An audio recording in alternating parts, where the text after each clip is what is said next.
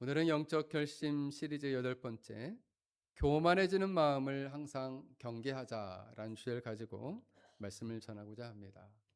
교만해지는 마음을 항상 경계하자. 오늘의 주제는 교만이에요. 교만. 이솝우화에 이런 이야기가 있습니다. 이솝우화는 우화는 어, 실상 일어나는 일은 아니고 이제 이야기식으로 우리에게 교훈을 주기 위해서 만든 이야기죠. 작은 개구리 한 마리가 있었답니다. 이 개구리는 어느 날 들판을 뛰어가다가 이 들판에 있는 큰 황소를 보게 되었습니다. 그리고 그 황소를 보니까 이 황소가 뿔도 멋지고 그리고 등치도 크고 그리고 배도 그냥 엄청 크고 다리도 우뚝 서 있고 너무 멋져 보였습니다. 그래서 이 개구리는 어, 생각했습니다. 나도 저 황소처럼 되고 싶다. 그래서 자기 배에 힘을 크게 꽉 주고 그리고 계속 숨을 들이마셨어요. 그러니까 배가 좀 볼록해졌겠죠. 그때 친구한테 물었습니다. 어때? 나 황소만큼 커졌지? 라고 물었어요. 그때 친구가 아니 아직 멀었어. 그러니까 이 친구가 다시 더 숨을 깊게 들이쉬면서 계속 배를 크게 불리기 시작했어요. 그리고 또 물었습니다. 자, 이제 나 황소만큼 커졌지? 라고 물었습니다. 근데 친구는 안타깝게도 그 친구에게 이렇게 말했어요. 아니, 황소와는 아직 비교도 안 돼. 이 개구리가 자존심이 상했어요. 그래, 내가 더 크게 한번 해보겠다 하고 더 숨을 크게 들이셨어요. 그래서 배가 나올 수 있을 만큼 최대한 숨을 크게 쉬었어요. 내가 왜 못해? 나도 할 수 있어! 라고 생각하면서 더 크게 입을 벌리고 숨을 들이마셨다는 거죠. 결국 어떻게 되었을까요? 배가 터지고 말았습니다. 죽고 말았다는 거예요. 오늘 이 이솝우화는 교만이 무엇인지를 우리에게 보여줍니다. 교만은 우리가 작다는 데 있지, 우리가 작은 존재라는 것에 있지 않아요. 문제는 뭐냐면 황소처럼 되려고 하는 게 문제다. 자기 자신이 누구인지를 모르고 자기의 분수나 한계를 잘 모르고 스스로 크게 만들려고 했다는 거예요. 바로 이것이 교만이다라는 것입니다. 우리는 하나님 앞에 지음을 받은 창조물이에요. 그런데 하나님 없이 스스로 큰 자처럼 살려고 할 때 그것이 바로 교만한 인생이요, 교만한 사람이라 말할 수 있습니다. 오늘 성경은 교만은 패망의 선발대다. 거만한 마음은 넘어짐의 앞잡이다. 오늘 성경은 말씀하고 있습니다. 오늘 본문을 통해서 우리가 항상 이 교만해지는 마음을 경계하며 주님 앞에 낮아진 마음으로 살 수 있기를 주의 이름으로 간절히 축원합니다. 오늘 본문을 직독직해를 해보면 우리는 이제 교만은 패망의 선봉이요 이렇게 해석을 했는데 개역개정에는 이 원래 원문에 보면 패망 앞에는 교만이 있고 넘어짐 앞에는 마음의 높음이 있다 이렇게 해석할 수 있습니다. 그러니까 패망 앞에는 교만이 있다. 넘어짐 앞에는 마음의 높음이 있다는 거예요. 패망이라는 단어는 셰페르라는 단어가 쓰였는데 깨어지다, 부서지다, 파괴, 파멸 이런 뜻이 있어요. 그래서 어떤 것을 실패한 정도가 아니라 완전히 산산이 부서지고 깨어지고 무너진 상태를 말합니다. 그렇게 완전히 망가지게 될 거라는 거예요. 그래서 이 셰페르라는 단어는 삶이 깨어지고 자신의 위치나 명예가 부서지고 무너지고 관계가 깨트려지고 결국 파멸에 이르는 상태를 패망이라고 말할 수 있습니다. 근데 이 패망은 갑자기 오는 것이 아니라 그 패망 앞에 가까이 있는 것이 있는데 그것이 바로 뭐냐? 교만이라는 거예요. 교만이라는 단어는 가온이라는 단어가 쓰였는데 이 단어는 원래 긍정적인 의미로는 영광스럽다, 위험 있다, 높다, 뛰어나다 이런 의미가 있어요. 근데 부정적인 의미로는 오만하다, 그리고 자기를 높이다, 교만하다 이런 뜻이 있습니다. 그래서 이 가온이라는 단어는 자기를 높이고 하나님과 사람 앞에서 자기를 크게 생각하는 마음이에요. 그래서 하나님 앞에 낮아지지도 않고 스스로 영광을 취하여서 자신을 높이는 오만함을 갖고 있다라고 말할 수 있습니다. 그래서 여러분, 패망이라는 것은 겉으로 드러난 결과이고 교만은 그 패망을 준비하는 내면의 상태를 말해요. 그러니까 내면이 교만에 있으면 패망이 결과적으로 나타나게 된다는 거예요. 뒷부분에 보면 넘어짐 앞에 거만한 마음이 있다. 이 넘어짐이라는 단어도 키샬론이라는 단어가 쓰였는데 넘어져서 실족하다, 실패하다, 좌절하다, 몰락하다 이런 의미예요. 그래서 한 사람이 비틀거리고 실패하고 몰락하는 상태에 이르게 될 것이다. 뭘 가지고 있으면? 마음이 높아지면. 마음이 높아지는 사람 앞에는 바로 비틀거리고 실패하고 넘어지는 것이 있을 것이다라는 거예요.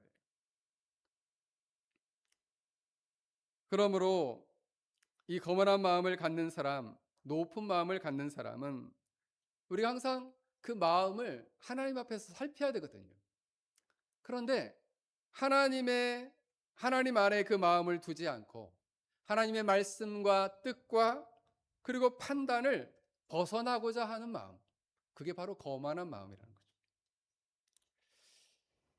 잠언에서의 교만은 어떤 단어와 어떤 문장과 일차 반대되는 말이냐면 잠언 전체에 한 주제가 있어요. 잠언 전체의 지혜는 뭐냐? 여호와를 경외하는 것이 지혜의 근본이다. 이렇게 해요. 근데 교만이라는 것은 그 반대말이에요. 여호와를 경외하는 반대의 마음. 그게 바로 뭐냐? 교만이다. 교만. 그래서 여호와를 경외하는 사람은 하나님이 정말 옳습니다. 내가 하나님의 말씀을 기준으로 삼아 그 앞에 순종하며 살겠습니다. 라는 마음을 갖지 않고 내가 기준이 옳고 내가 옳고 내 판단과 기준이 옳고 내 판단과 기준대로 나는 살겠습니다. 라는 거예요. 여기에는 무엇이 없느냐? 여호와를 한편으로 두려워하고 그리고 한편으로는 사랑하고 여호와를 두려워해서 죄를 미워하고 그리고 죄를 미워할 뿐만 아니라 그 앞에 순종하며 살고자 하는 바로 여호와를 경외하는 마음이 그 안에 없다는 거예요. 그래서 교만이라는 것은 결국 여호와를 경외하는 마음이 없는 어리석음을 말합니다. 잠언에서 말하는 교만은. 그러면 성경 전체에서 창세기에서 말하는 교만은 무엇인가? 창세기 3장 5절 말씀처럼 너희가 그것을 먹는 날에 너희 눈이 밝아져 하나님과 같이 되어 하나님과 같이 되고 싶어하는 마음. 즉 하나님의 창조물로 있어야 할 자리를 벗어나서 하나님과 같이 높아지고자 하는 마음, 이것이 바로 성경 전체에서 말하는 교만이라면, 그것이 바로 교만의 뿌리라면 그 교만의 열매는 여호와를 경외하지 않는 모습으로 나타나고 자기 자신을 의지하고 자기 자신의 판단과 기준대로 살고자 하는 마음, 그것이 바로 높아진 마음이요 교만한 마음이다라는 것입니다. 그러므로 교만은 내 마음의 중심부에 그 의자에 누가 앉아 있느냐? 하나님이 앉아 있느냐? 아니면 내가 앉아 있느냐? 내 마음의 중심의 모든 판단과 모든 결정을 내 스스로 결정하며 나아가면 그는 교만한 사람이에요. 그러나 어떠한 판단이든 무엇이든 간에 하나님의 뜻을 묻고 하나님의 결정대로 하나님의 뜻 가운데 순복하고자 하면 그는 교만을 벗어나서 낮아진 마음을 갖고 있는 것이죠. 그러면 여러분, 교만이라는 것은 하나님이 없다라고 말하는 무신론이 아닙니다. 교만은 하나님을 믿는다고 말하면서 내가 하나님을 믿어요. 근데 실제 삶에서는 하나님을 인정하고 그분의 뜻에 순종하지는 않는다는 거죠. 그게 바로 뭐냐? 교만한 마음입니다. 안타깝게도 이 교만한 마음은 하나님의 은혜를 갈망하지 않아요. 하나님의 은혜 없이도 충분히 나는 올바로 판단할 수 있고 올바로 살아갈 수 있다라고 생각한다는 것이죠. 그래서 은혜가 필요한 죄인임에도 불구하고 그 은혜를 의지하지 않고 소망하지도 갈망하지도 않고 살아간다. 영국의 설교의 황태자라고 불리는 찰스 스펄전 목사님이 이런 비유를 들었습니다. 교만과 하나님의 은혜를 산과 비유했어요. 높은 돌산이 있는데 그 높은 산 꼭대기에는 돌하고 나무가 거의 없다는 거예요. 돌밖에 없다는 거죠. 그래서 비가 내리면 이 산 꼭대기에 있는 이 돌산 위에는 그 비가 머물지 않는다는 거죠. 깊이 파인 골짜기로 이 비가 모여서 거기에서 꽃이 피고 열매를 맺고 아름다운 숲을 이룬다는 거예요. 마치 이 교만한 사람은 하나님의 은혜가 비처럼 내리지만 그 비가 다 그곳에 스며들지 않고 다 없어 흘러 내려버린다는 거예요. 그리고 높아진 산과 같은 돌산과 같은 마음만 자기 자신만 남아 있다는 거죠. 그러므로 우리는 우리의 마음이 현재적으로 높아진 산입니까? 아니면 골짜기입니까? 우리 자신을 한번 돌아보시길 바랍니다. 만약 우리의 판단과 우리의 경험을 가지고 높은 산처럼 우리 스스로 서 있다면 그 산을 깎아내시길 바라겠어요. 그래서 하나님의 은혜가 머무는 그런 낮은 골짜기 같은 마음을 갖기를 주의 이름으로 간절히 축원합니다. 그렇다면 이 교만이 패망의 선발대, 패망의 앞잡이, 패망을 가져오는 그 원인은 무엇인가? 교만이 왜 패망을 가져오는가? 여러분, 멸망하기 전에, 패망하기 전에 이 교만이 그 마음 안에 진을 치고 그 마음 안에 자리를 잡고 있다는 거죠. 이 교만은 어떻게 해서 우리를 패망하게 하는가? 첫 번째로는 이 교만은 우리로 하나님을 경외하지 못하도록 만들기 때문에 그렇다는 거죠. 하나님을 두려워하지 않아요. 교만한 사람은 하나님을 두려워하지 않아요. 그래서 함부로 말하고 함부로 행동하고 그리고 함부로 모든 일을 결정한다는 거죠. 하나님을 경외한다는 것은 하나님을 한편으로 두려워하고 하나님의 거룩하심 앞에 죄를 미워하고 하나님의 말씀을 자신의 삶의 기준으로 받아들이는 삶을 하나님을 경외한다. 그래서 이 경외 안에는 거룩한 삶에 대한 갈망, 또 하나님을 사랑하는 마음, 하나님을 두려워하는 마음이 항상 있어요. 하나님을 두려워하는 마음. 여러분 마음을 정직하게 한번 물어보십시오. 내가 하나님을 좀 두려워하는지.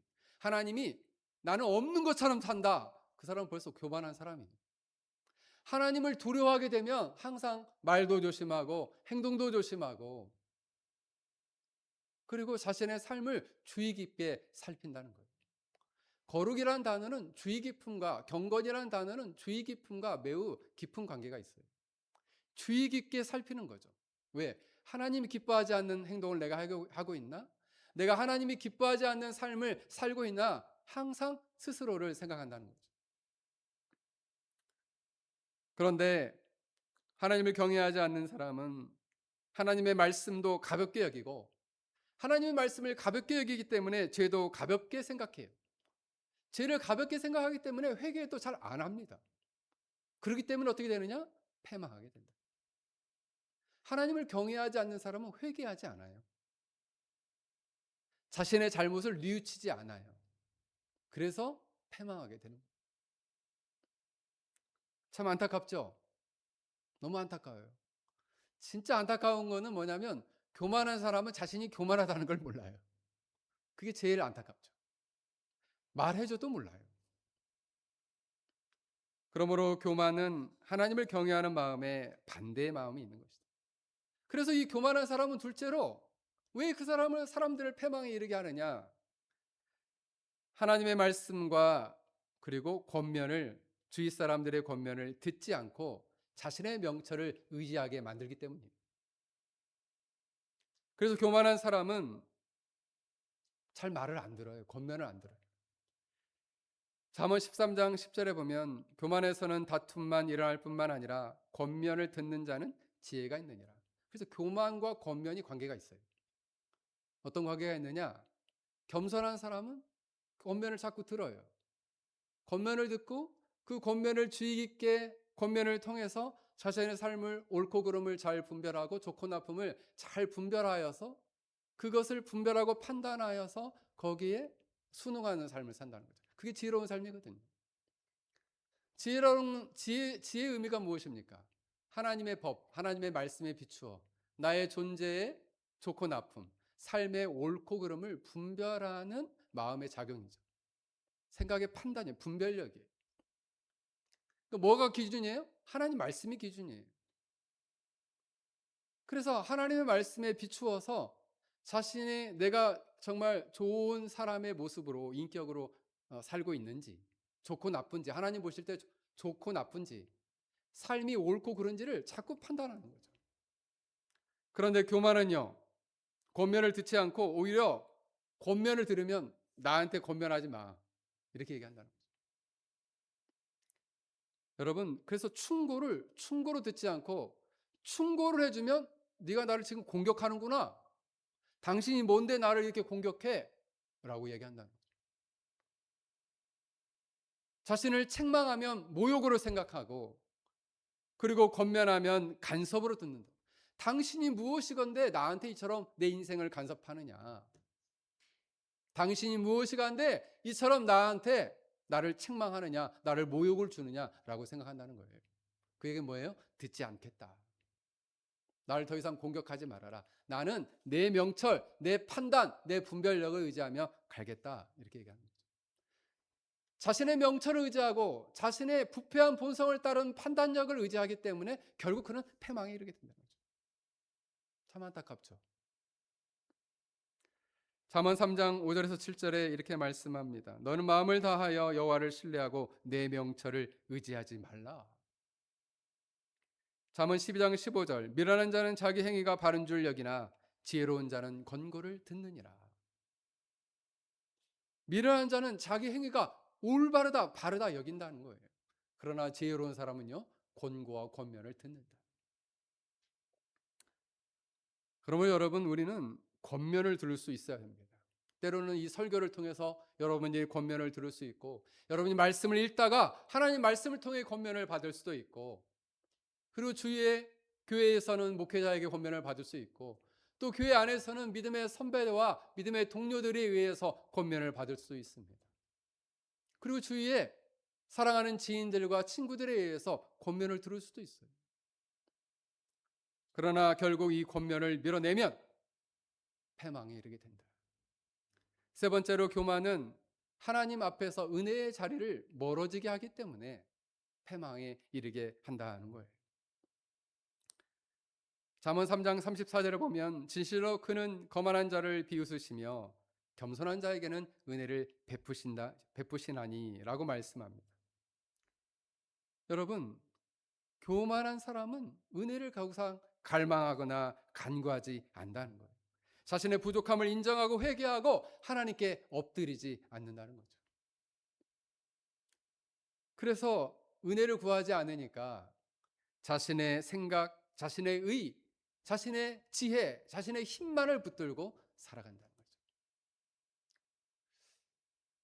어,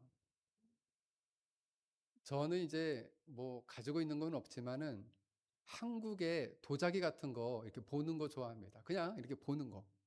예. 근데 참 한국적인 게 소박해요. 이 중국 도자기 같은 거를 보면은 너무나 막 오치색이고 너무 아름다운데. 근데 한국에는 이제 이 항아리가 큰 항아리들이 많죠. 백자로 만들기도 하고 그런 항아리들은 굉장히 귀하고 보통은 이제 우리 시골에 가보면 이렇게 장독대에 큰 항아리를 만들어 놓죠. 그러면 어릴 적에 이렇게 비가 오면은 저희 어머니도 이렇게 장독대에 이 뚜껑을 이렇게 덮어놓거든요. 비 들어가지 않게. 근데 가끔씩 이제 된장이나 이렇게 그 간장을 이렇게 담글 때는 이 뚜껑을 열어놔서 햇빛도 공기도 이렇게 들어가게 하고 그렇게 하는 걸 제가 어릴 적에 본 것 같아요. 그런데 여러분, 교만은 어떤 상태를 말하느냐? 정말 겉은 백자 항아리처럼 너무 예뻐요. 청자 항아리처럼 너무 예쁜데 바닥이 위로 하늘을 향해 있고 만약 뒤집어져 있는 상태. 이게 바로 교만의 상태라는 거죠. 그래서 항아리를 아무리 예쁜 항아리라도 뒤집어서 바닥이 하늘을 보고 있으면 아무리 비가 와도 단 한 방울도 그 항아리에 차지 않는다. 교만한 마음은 마치 마음의 상태를 뒤집어 놓는 거예요. 하나님의 은혜를 받지 않도록 마음의 항아리를 하늘 향해 놓은 상태. 이게 바로 뭐냐? 교만한 마음이다.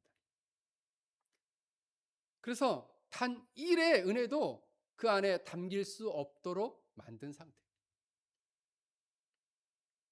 그러니 이와 같이 교만한 마음을 갖고 살아가는 사람은 하나님의 은혜가 없으니 하나님 은혜 없이 살아가는 것이 얼마나 고통스럽습니까? 하루하루가 지옥이에요. 그러므로 사랑하는 성도 여러분, 여러분은 하늘을 향해서 장독대에 장독 뚜껑을 열어서 공기도 통하고 햇빛도 받고 이렇게 할 수 있듯이 마음의 뚜껑을 활짝 열고 하나님의 은혜를 향해서 여러분의 마음을 활짝 열어야 한다는 거예요. 그렇지 않으면 여러분의 교만한 마음 안에, 만약 우리가 교만한 마음을 갖고 있다면 하나님의 은혜가 그 안에 스며들지 않게 된다. 사랑하는 성도 여러분, 그래서 여러분들이 날마다 이렇게 기도해야 합니다. 주님, 내 안에 교만을 보게 하여 주옵소서. 권면을 들을 수 있는 겸손한 귀를 주시고, 그리고 하나님 앞에 은혜의 자리에 나아갈 수 있도록 해 주십시오라고 날마다 기도하며 나아가는 하나님의 거룩한 백성들 되기를 주의 이름으로 간절히 축원합니다. 마지막으로, 그렇다면 이렇게 교만하게 살아가게 된다면 결국 그럼 어떤 결과에 이르게 될 것인가? 그 교만의 끝은 무엇이 있겠는가? 교만은 결국 패망을 준다는데 그 패망은 어떤 패망이 있는가? 첫 번째로 교만은 어떤 패망을 가져주냐면 잠언 11장 2절, 잠언 29장 23절, 사람이 교만하면 낮아지게 되겠고. 여러분, 하나님께서는 교만한 사람을 낮아지게 하시겠다 말씀합니다. 원문에 보면 이 낮아지다라는 단어는 샤펠이라는 단어에서 왔는데 이게 사역형이 쓰였어요. 그를 낮추게 할 것이다. 그를 높은 자리에서 끄집어 내리게 할 것이다 라는 의미예요. 높은 자리에서 하나님께서 그를 끄집어 내리시겠다. 어떤 사람을? 교만한 사람. 두 번째로 이 교만한 사람을 또 어떻게 하시겠느냐? 11장 2절, 교만이 오면 욕도 오거니와. 욕을 당하게 하겠다. 수치와 부끄러움을 당하게 하겠다는 거죠. 교만한 자에게 수치와 부끄러움을 당하게 하겠다는 거예요. 성경에 보면은 대표적인 한 사람이 나옵니다. 그 사람이 누구냐면 이 바벨론의 느부갓네살 왕이에요. 느부갓네살 왕은 제국을 이끈 사람이거든요. 큰 바벨론 제국을 이끄는 왕이기 때문에 얼마나 큰 권세가 있었겠어요. 자기 한숨 한마디에 수만 번 큰 계시면 사람들이 숨을 죽였을 거예요. 그는 매우 교만한 사람이었죠. 그래서 왕자에 앉아서 온 세상을 내려보는 그런 왕이었습니다. 그런데 하나님께서는 그를 높은 자리에서 끄집어 내리셨어요. 어떻게 내리셨느냐? 그에게 정신병이 오겠습니다. 정신병이 와서 성경에 보면 어떻게 나오느냐? 들판에 뛰쳐나가서 미쳐서 사니까 어떻게 됩니까? 그의 머리털은 성경에 보면은 독수리 털처럼 자랐다 이렇게 나옵니다. 머리털이 독수리 털처럼 자랐어요. 그리고 손발톱이 새 발톱처럼 되었다. 손발톱이 길어가지고 이분이 왕이니까 건들지는 못하고, 그리고 성경에 보면은 풀을 먹었다 이렇게 나옵니다. 풀을. 왕 높은 자리에서 존귀와 영광을 누리던 사람이 낮은 자리에 앉았는데 짐승처럼 풀을 먹었다. 하나님께서 높은 자리에서 낮추시고 그를 매우 부끄럽고 수치스럽게 만드셨다는 거예요. 화려한 왕복을 입고 왕궁에서 멋지게 달선 사람이 하늘 이슬에 젖으며 인생을 살게 됐다는 거예요. 근데 나중에 그가 이제 들판에 와서야 비로소 하나님을 향해서 이렇게 고백합니다. 내가 하늘의 왕께 찬양하며 경배한다. 자기가 높은 자리에서 낮아지고 나니까, 자기가 이제 이 수치와 부끄러움을 당하고 나니까 그때는 몰랐지만 나중에 그때 비로소 하늘의 왕이 계시다. 그분을 경배하고 찬양해야 한다. 그렇게 그가 인정했다는 것이죠. 그래서 다니엘 4장에서는 이렇게 그는 고백합니다. 교만하게 행하는 자를 그가 능히 낮추심이라. 이처럼 하나님께서는 교만한 사람의 패망을 낮추시고 그리고 그를 부끄럽게 하시고 그를 수치롭게 하신다는 거예요. 세 번째로는 그를 교만이 이르게 하는 패망은 관계를 깨트리고 영혼을 무뎌지게 한다. 여러분, 잠언 13장 10절에는 이렇게 말씀합니다. 교만에서는 다툼만 일어날 뿐 아니라. 교만하게 되면 어떻게 되느냐? 나도 잘났는데 다른 사람도 잘났다고 하니까 어떻게 되느냐? 자꾸 싸우게 돼요. 네가 옳으냐 내가 옳으냐 따지면서 자꾸 싸우게 돼요. 그래서 아까 얘기했잖아요. 충고를 공격으로 듣고 그리고 권면을 받아들이지 않고 서로 간의 차이를 무시하고 싸우게 된다는 거죠. 자신의 옳음을 계속 주장하니까 자신의 삶의 가치관을 주장하다 보니까 다른 사람과 가치관과 부딪혀요. 그래서 그 사람들과 가치관이 계속 부딪히니까 계속 다툼이 일어나게 됩니다. 다툼이 일어나니까 어떻게 됩니까? 한두 번은 사람들과 관계에서 참아줍니다. 왜요? 관계가 있고 정이 있으니까 한국 사람들은 참아줘요. 그런데 자꾸 싸우게 되면요. 그 다음에 어떻게 됩니까? 이제는 좀 멀리하게 되죠. 그 관계에서 멀어지게 돼요.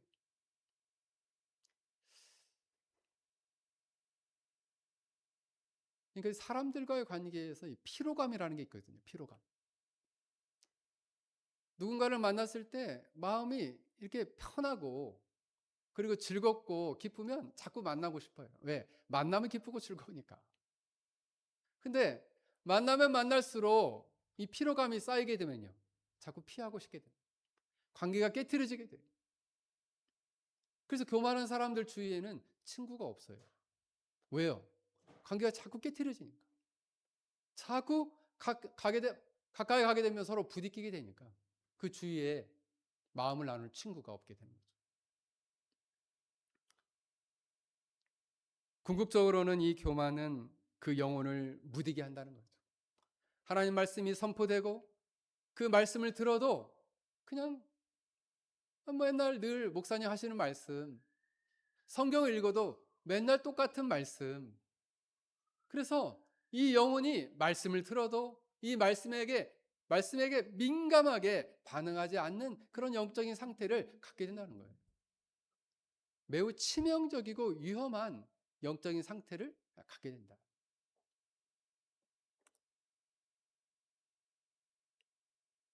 그래서 참 이 교만한 사람들은 궁극적으로는 하나님과 관계가 깨어지게 되고 예배의 감격이 사라지게 되고 그리고 죄를 지어도 마음이 찔림을 받지 않기 때문에 결국 패망에 이르게 된다는 거죠. 또 성경에 보면은 느부갓네살 왕과 비슷한 왕이 또 나오죠. 누구입니까? 사울이죠. 사울. 처음에는 그가 겸비한 마음으로 하나님을 의지했습니다. 그러나 그가 교만한 마음이 되고 그리고 자기를 많은 사람들이 떠받들게 되자 어떻게 됩니까? 다윗을 시기하게 돼서 다윗을 죽이려고 하고 그 다윗을 사랑하는 자신의 아들 요나단도 미워하게 돼요. 자신을 권면하고 그렇게 살면 안 된다고 책망하는 사무엘을 멀리해요. 사무엘이 책망해도 듣질 않아요. 많은 사람들 앞에 내 체면만 좀 세워주십시오 라고 자기 체면만을 앞세우게 된다는 거죠. 하나님을 찾지 않으니까 나중에 어떻게 됩니까? 신접한 여인을 찾아가요. 신접한 무당을 찾아가서 자신의 귀신과 만날 수 있도록 해달라고 요청한다는 거죠. 그 모습은 어떻습니까? 그의 교만이 결국에는 하나님과의 관계도 무너뜨리게 되고 사람과의 관계도 철저하게 무너뜨리는 것을 보게 됩니다. 이것이 교만이 주는 무서운 패망의 모습이다 하는 거예요. 사랑하는 성도 여러분, 그렇다면 우리가 이처럼 이 교만이 주는 패망에 도달하지 않으려면은 그러면 결론적으로 우리는 어떻게 해야 하는가? 세 가지를 간단하게 말씀드리고자 합니다. 결론적으로 첫째로 여호와 하나님을 경외하고 두려워하라. 항상 하나님을 두려워하고 하나님을 의식하고 하나님 앞에서 늘 자신의 생각과 판단과 행동, 말과 행동을 늘 생각하라 하는 거죠. 하나님을 경외하는 사람은 항상 어떤 생각을 갖고 있느냐? 나는 하나님께서 창조하신 창조물이고 하나님의 통치에 순종하며 살아갈 존재라는 것을 항상 인식한다는 거예요. 그런 사람은 하나님을 두려워하기 때문에 마음대로 교만하게 행동하지 않는다. 그러므로 여러분, 하나님을 두려워할 수 있기를 간절히 바랍니다. 하나님을 경외할 수 있기를 간절히 바랍니다. 두 번째로, 교만을 벗어나려면 권면을 들을 줄 알아야 합니다. 하나님의 말씀, 설교, 그리고 성경을 읽다가 만약 마음이 찔리는 게 있다면 회개하고 돌이켜야 합니다. 목회자와 믿음의 많은 선배들의 권면을 들을 때 귀를 열고 들으려고 애써야 합니다. 그리고 주위에 그를 사랑하는 가족들, 동역자들의 말에 귀를 기울여 그 권면을 되새겨 봐야 합니다. 그때 우리는 그들의 권면을 통해서 우리가 하나님의 뜻을 깨닫게 되고 그리고 그 뜻 앞에 우리가 순종하게 될 때 이 교만을 벗어나게 된다. 마지막으로 우리는 그리스도의 십자가 앞에 서야 합니다. 저는 항상 그런 마음이 있어요. 그리스도 앞에 십자가 앞에 쓴다는 말은 어떤 의미냐면 나는 누구인가? 예수 그리스도의 십자가의 보혈의 피로써 깨끗하게 용서받은 한 죄인에 불과하다는 생각을 항상 갖는 거예요. 그리스도 안에 새로운 피조물이다라는 생각을 항상 갖는 거예요. 그때 우리는 겸비한 마음을 갖게 됩니다. 저 사람도 죄인이고 나도 죄인이지만 나는 용서받은 죄인이다.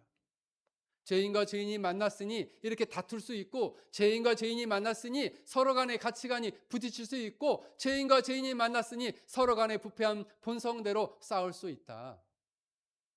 그러니 내가 하나님의 은혜를 받은 자로서 그를 먼저 용서하고 사랑하리라 라는 마음을 갖는 것입니다. 그게 바로 십자가 아래서 자기 자신을 세우는 것입니다. 그러므로 따라서 하십시오. 나는 용서받은 죄인입니다. 나는 하나님께서 창조하신 피조물이요. 용서받은 죄인이라는 사실을 갖게 될 때 여러분들이 교만에서 벗어나 낮아지고 겸비한 마음을 가지고 주님을 섬기며 살아갈 수 있기를 그러한 신자들이 될 수 있기를 주의 이름으로 간절히 축원합니다. 오늘 우리 말씀을 생각하며 우리 함께 같이 기도하겠습니다.